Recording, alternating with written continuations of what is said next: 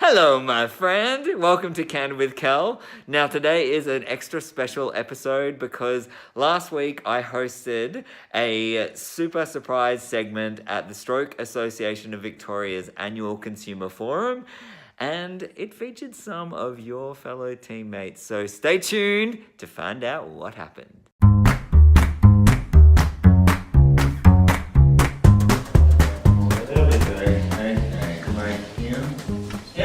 Okay, hello everyone. Thank you so much for having me again. I don't know if it was by popular demand or by me demanding it.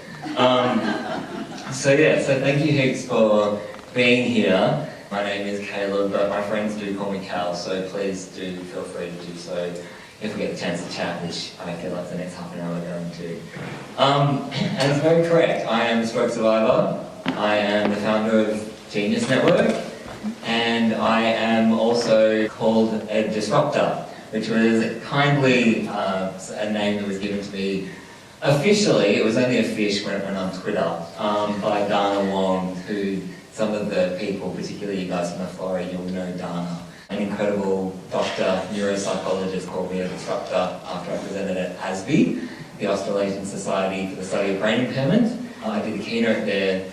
And on the theme of disruption, I sort of wanted to come today and I guess maybe do a little bit more disrupting because I recently also spoke. I was invited to speak at the Stroke 2018 conference in Sydney, and I was honoured to be there and really surprised that out of over 300 presenters, I was one of 3 stroke survivors. And I thought, I feel like there's a little bit of an imbalance here.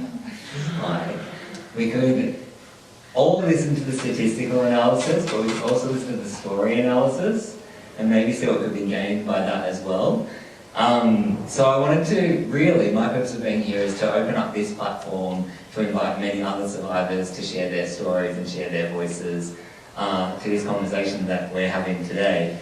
But to start the story sharing off, I thought I'd quickly just wrap up into what my story is. Some of you are going to have known it, so feel free to hit the snooze button now, it's all good.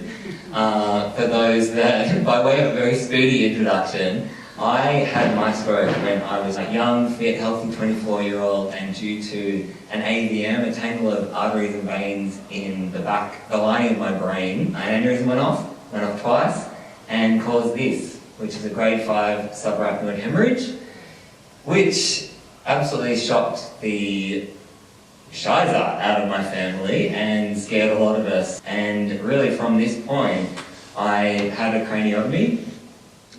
I've got a pretty gnarly scar of proof, which is nice. I basically had to figure out how to operate a body that didn't really operate anymore. I went from this young, fit, kind of Michael Bublé try-hard dude, a professional singer, actor and dancer, to a young guy who didn't know how to walk, didn't know how to talk, didn't know how to swallow my own saliva. I also didn't know how to sneeze, had to relearn that one. And through that journey, through that experience, like so many of you that are here, and like so many of us, it's an incredibly isolating experience. And it's something that I think so many of us can relate to. In your life, you know what it's like to feel truly disconnected from what you've known before in your life and what you hope to achieve in your life. And for me, that experience was incredibly debilitating. And I felt completely voiceless. I did have a paralysed vocal cord, so I actually, believe it or not, couldn't speak. And my go-to line there is that I don't shut up now, so it's about that. But I've done a lot of rehab and I feel like I've earned my stripes to be able to be here and be able to talk. So I feel like I've been able to rebuild my voice, and part of my mission now with Genyus Network is to extend that empowerment for other people to use their voices and share their stories to create solutions in recovery. What I did, basically, was I created Genyus Network by reaching out to lots of survivors from all around the world, and slowly that became a community, this incredibly robust, amazing community of people of all ages, all walks of life, who have been touched by trauma, namely stroke, who are looking to connect through sharing their story. And so once Genyus Network was born, I have found so many of these connections, and now I'm fortunate to be able to go around and share my story and the stories of others. And so to talk about the stories of others, now I would love to welcome two of our fellow survivors in the room, Emma Gaffey and Tommy Quick. Please come to your throne, my friends. I'll do a bit of Graham Norton for stroke survivors. We all met through Genyus, and I actually kind of feel like I did say that this was going to be global, so maybe what I'll try and... Can I do... Okay, cool.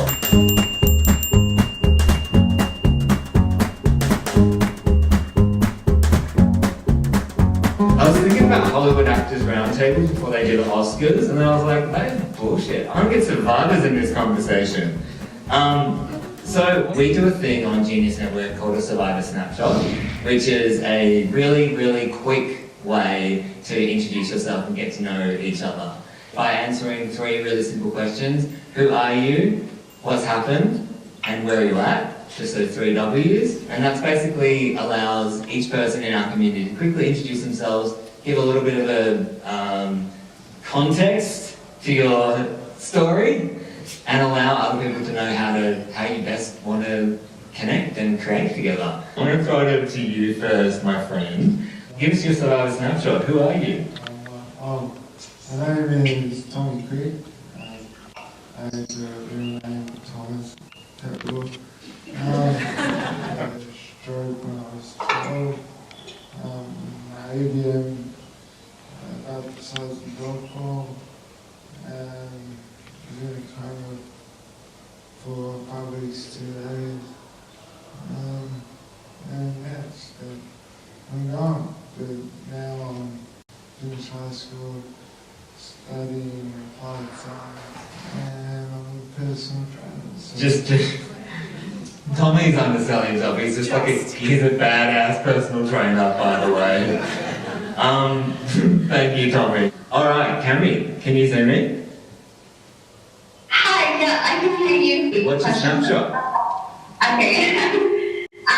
My name is Camille, and I'm 28. I had a bilateral punching stroke. And yeah, I'm in Brisbane right now, but I'm from the Philippines usually. Awesome. And what do you sort of do with yourself? I know there's some creative things that you do that I am always inspired by, because I can't do some of those creative things. So what do you do creatively? I'm writing a book. I've actually finished the first draft, and hopefully next year it will be published. And I write songs and helps me express. Amazing. Thank you, Cammy. Chisa, can you hear us? I can. Hello, aloha. Aloha. Throwing that Hawaii in there. Yeah, let's make this as global as we can. So give us a snapshot. Tell us a bit about who you are, what has happened, and where are you at? I am Chisa. I'm 35. I'm currently on the Big Island of Hawaii, and I had an ABM stroke as well. Mine was on the right hemisphere of my brain, though. Basically, I had to learn how to walk, talk, sit up, swallow, all of that again. And I blog. I do a lot of my venting or inspirational quotes. I like my things that inspire me or motivate me. I share for social media, and I sell my best friend's dog collars and cat collars at the Gila Farmers Market to try to regain a lot of my mental endurance and train my brain to kind of overcome mental overstimulation and social anxieties. Yes, and we're going to get back to work. Totally. I want to talk with you about that in a second when we go into a few more of the deep diving questions. Because I love all that about you too, so thank you so much. Now, Marcus, can you hear me? How are you? Yeah, Marcus. Now, Aussie living abroad, tell us about that. Where are you? You're in Japan. Yeah, I've been in Japan for 32 years, and I'm an English teacher at a university, national university in Japan. Yep. And yeah, it's been fantastic to have a stroke and to be a person with aphasia and try to get back to work. So that's been a real challenge for me. And during that time, I had sort of a great breakdown trying to deal with this. Yeah. And finally, I got back into work again. But just before I was back to that, I had a cardiac arrest in the pool. Wow. So I was very lucky to survive from being I just happened to be a couple of friends who pulled me out of the pool, and then 4 or 5 days later, I woke up and I realised, oh wow, I nearly died again. So I'm back at work, I'm teaching, but I've got a lot of problems with that one, and we'll probably talk about that in the next few minutes. When we do your deep dive. Yeah. Thank you so much. All right. Thank you, Marcus, for introducing yourself. Now, Ryan, my man. Now, some of us in this room are going to know you, Ryan. Now, Ryan, can you hear me? Yeah. Yeah, rock on, Ryan. So my snapshot involves being a fit and healthy 31-year-old physiotherapist, surfing instructor kind of guy. And then when I was almost 32, I had a stroke, similar to a few of the other guys, an AVM in my brainstem. And also I couldn't swallow or walk or talk. And then a couple of weeks later, I had another stroke and some brain surgery. And fast forward a year, I got back to work as a physio. I got back to a somewhat normal life, and I had a third stroke. So I needed more life-saving brain surgery, and it was a lengthy road to rehab. And in that time, very, very quickly, I got back to work running a health food cafe in Torquay. I got back to work doing physiotherapy. I struggled to deal with the loss of the old Ryan. You know, I couldn't surf and do all the adventurous things that made me me. You know, massive amounts of depression, throw in a marriage and 2 little baby girls, and now I've just ducked out from work where I'm working as a physio, sitting in the car to talk to you. Just balancing a couple. Yeah. Thank you so much for introducing yourself, and I can't wait to deep dive with you in a minute. Thank you, Ryan. Cool. Now, Avi, can you hear me? Yes, I hear you. So, you're in New York. Tell us about it. Tell us your snapshot. New York City is awesome, just so cool. So cool. Yeah. Now you're like totally like you're a legendary genius because you've probably stayed up the latest for us right now. It's midnight, isn't it? Yeah, of course, but that's okay. So tell us a little bit about yourself, Avi. So like, where were you born? Lubbock, Texas. Woohoo! It's a small city. No, village, basically. But before, now I have a stroke and aphasia. Aphasia affects is speaking, but before 11 years, I was a paramedic in New York City, and then later flight paramedic, and later critical care. And I was going to go to medical school, but I went to surgery, and in the surgery I have a stroke. So now there's 3 things. Number 1, I speak with a speech pathology, talking about aphasia with EMS, police, firemen, hospital, speech pathology, etc. I go to visit a hospital to visit patients who have stroke, and I love disability sports. A lot of sports to do, and a lot of and a lot of people who has disability have fun with me together, and it's really good. You are a busy man. I see you on social media. Thanks, Harvey. And then finally, back to our live in the room. I'm going to just mute you there, Harvey. Everyone's standing by. And now, the delightful Emma Gaffey. Okay. Hi, how you going? So tell us a little bit about your snapshot. What's Emma in a nutshell? I'm 34. I had an AVM stroke when I was 19. And yeah, it was pretty major, brain hemorrhage, 6 months in hospital, the usual walk, talk, eat, sneeze, all that stuff had to be relearned. Spent some time in a coma, and everything that could go wrong went wrong. 6 brain surgeries in the first year, etc., etc. But now I'm, walking and sitting here right now. Being an absolute superstar. All right, so now I want to do a little bit of a deep dive. Tommy, you had your stroke how old? I was 12. When you were 12. So how did that change your sort of trajectory in terms of your goals as such a young dude?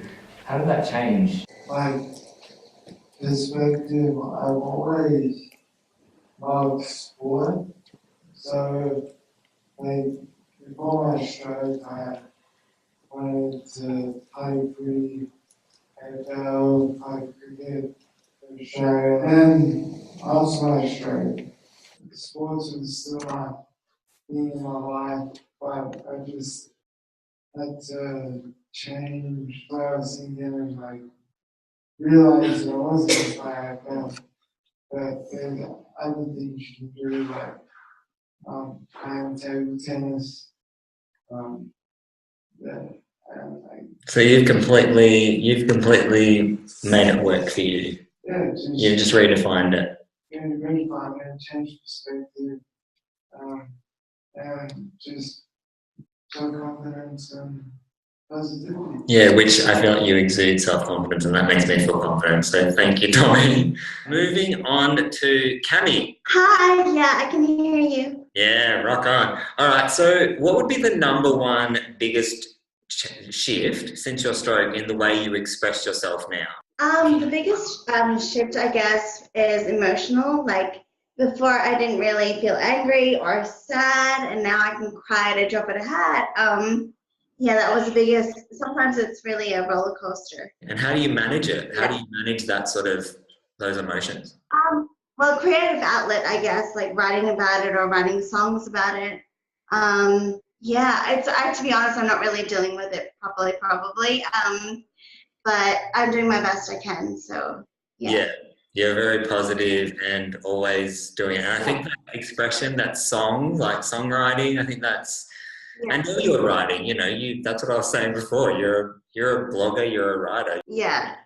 I was happy that because I was a professional copywriter before. So after the stroke, I was so happy I could still write because that was my, livelihood and yeah.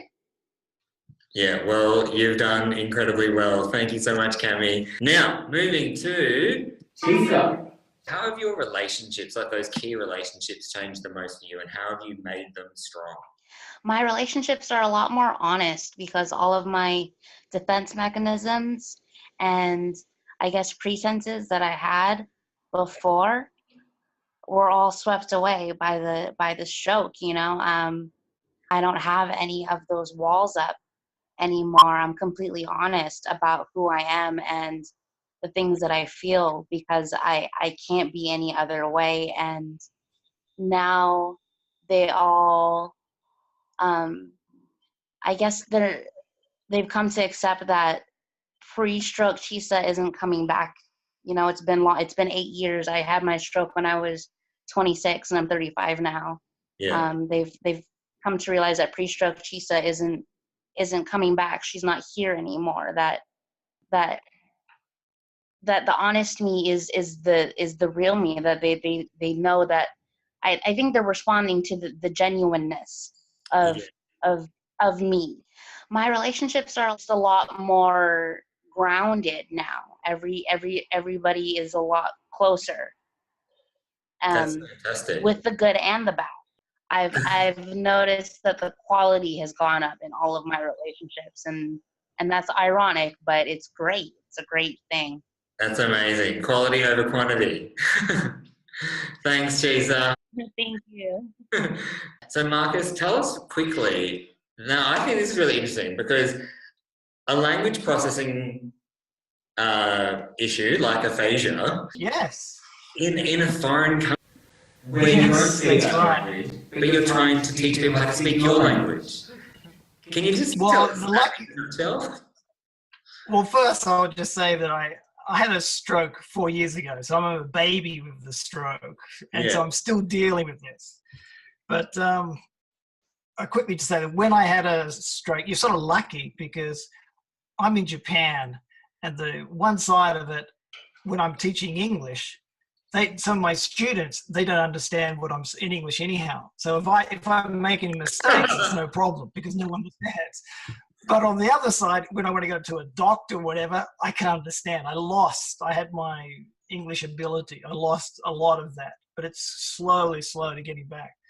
Yeah. But that question you asked me was, I thought, to overcome? And for me that's really easy. And that was the first one I've got to get out the door. I every morning say, I've got to get out through the door. I've got to go to work. And that was nearly killing me. I used to feel sick every single morning. Just say, okay, I've got to go to work. But when I think about this, I'd say that I'm going to have to teach to people. And then the first problems I had was like multisyllabic words.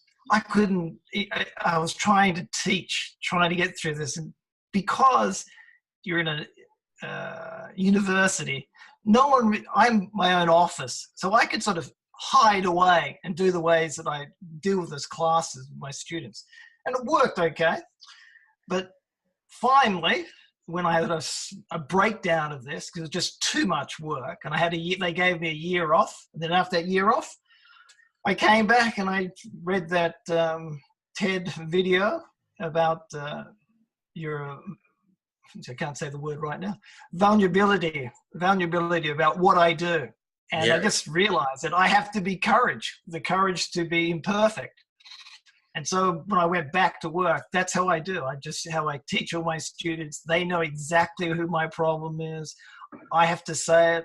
And if I can't make a mistake, I just ask the students, did I just say a mistake? And I say, yeah, you just made a mistake. So I'm comfortable with it. But it has been a real challenge. It's not easy. And now I understand that I can teach teachers. Like they can see that I can still teach, even though I can make these mistakes. Yeah. And I can show them that if you work really hard and you keep on going, you bet with determination, they'll be a good as students. So their English will get better.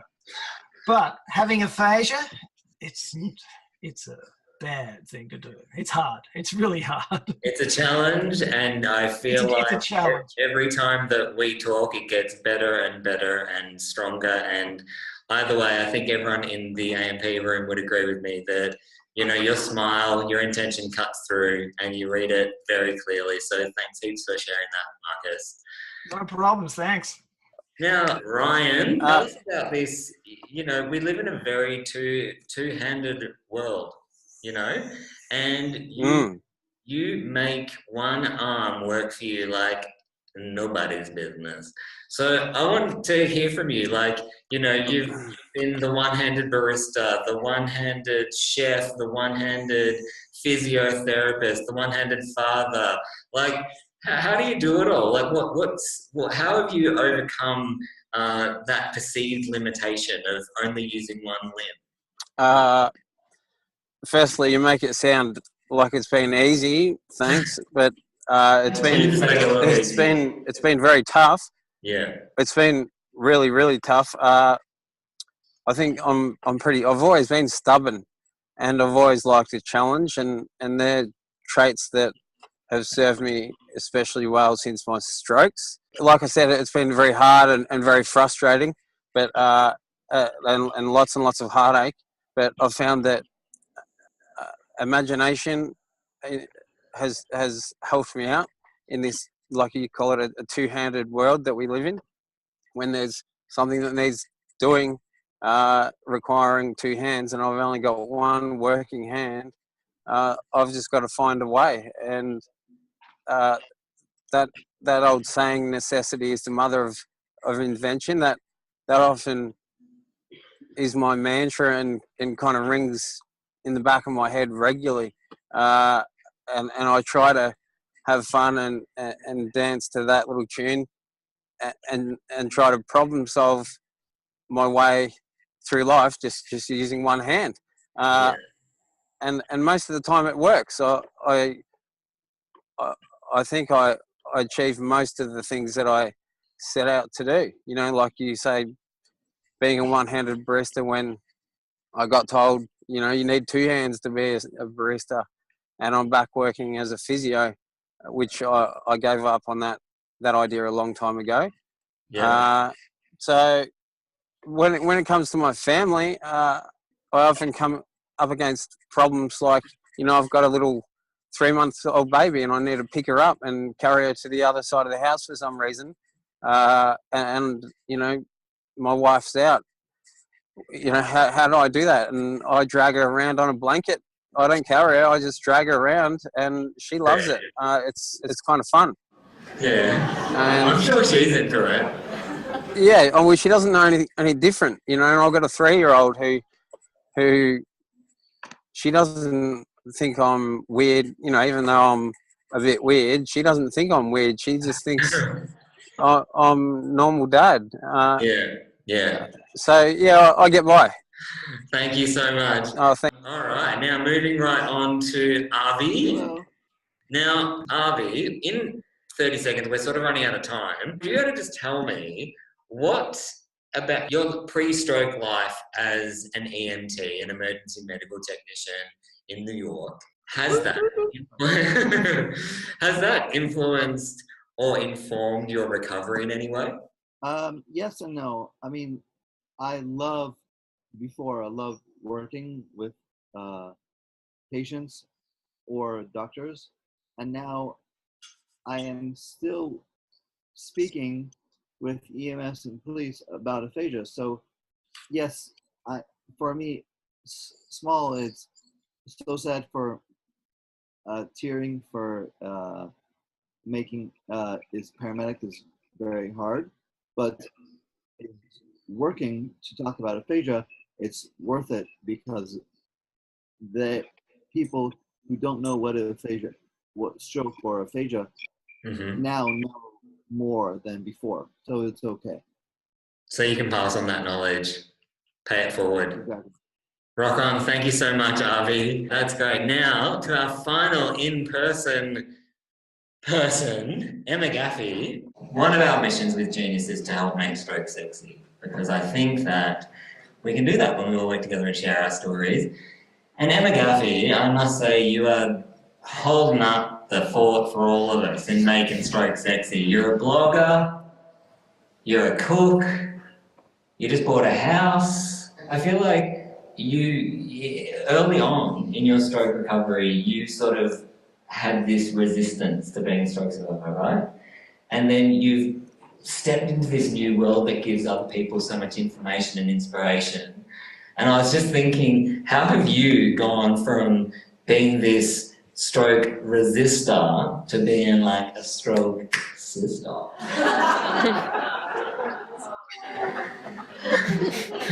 Yeah, follow that. You left out two things. Oh yes, okay, right. I've left it out. I'm a business owner. Oh yes, sorry. Communications and social media, and also a DJ. Going back to what Ryan said about being stubborn and also trying to prove others wrong. I know certain people say that's no way to live, but that's how I've gotten through the past 14 years, I guess. Whenever someone be it a doctor or a neighbour or a friend or a uni teacher said, oh, you can't do that, or it's too hard for you being a stroke survivor, blah, blah, blah. I just thought, well, no, I'm going to do the exact opposite. So, living in Brisbane, as you said, I shunned the word stroke survivor and pretty much pretended I just broke my ankle or, had a skiing accident and whatever. But down here, the community is really, really good. So I've embraced it and... you've let us in. Yeah. So it's basically showing, it's so cliche, but showing people that anything is possible, including DJing. Very difficult with one hand and being live, but yeah, really fun. Absolutely incredible. Now, everyone, can I get everyone to please put a round of applause for our incredible survivors? Now, as a final goodbye, my fellow survivors, my Genyus survivors, it is time to put on thy patch. Alright, let me just get this going. Bit of music.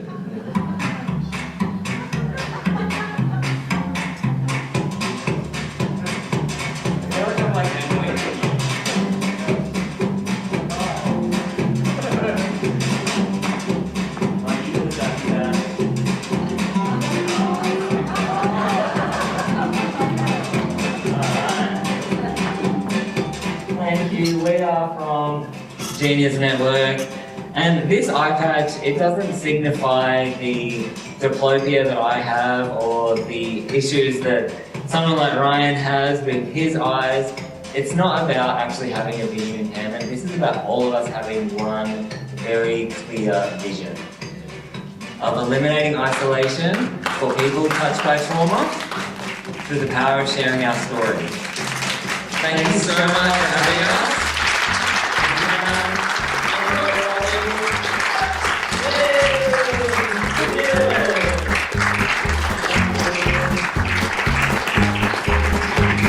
Hello. Thank you, everybody. Thank you.